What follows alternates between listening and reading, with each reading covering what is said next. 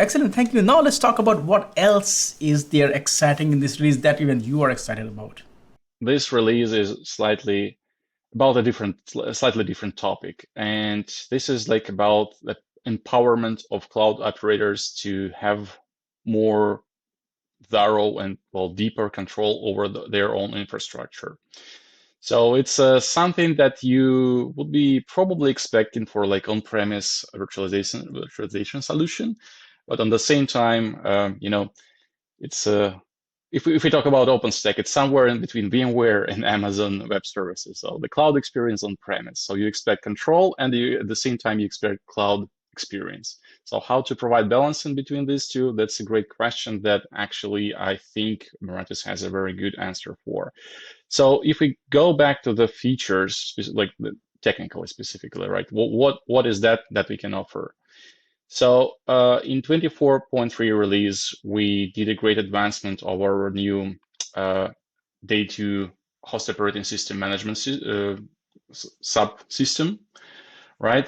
Basically, we simplify the process of configuration and fine tuning the hosts, the host operating system in terms of like, for example, CPU isolation configuration, tweaking kernel parameters for better performance, configuring integrations with some enterprise systems like identity and access management. So all of these use cases, we help to implement through like a very generic, abstract, so to say, API.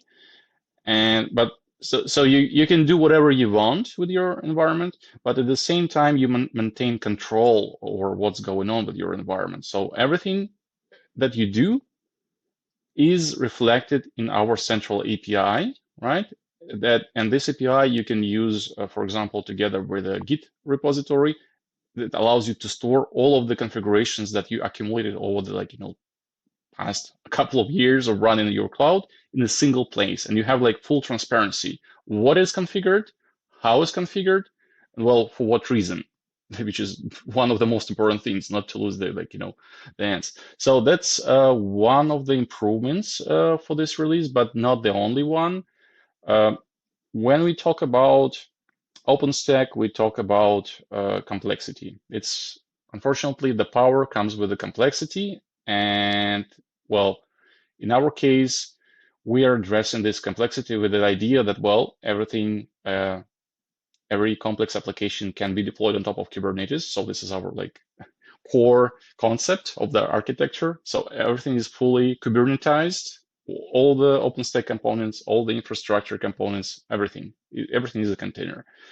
So, and one of the most important cases that this architecture allows us to solve is the updatability. So basically how to keep up with the latest software, how to make sure that you always run the latest patches, you get the latest features, bug fixes, and do this with minimal disruption to the workloads and to the users. It's a big challenge, trust me. It's a really, if you talk to anyone who has been running OpenStack for a couple of years, they will be telling, well, OpenStack updates are nightmare.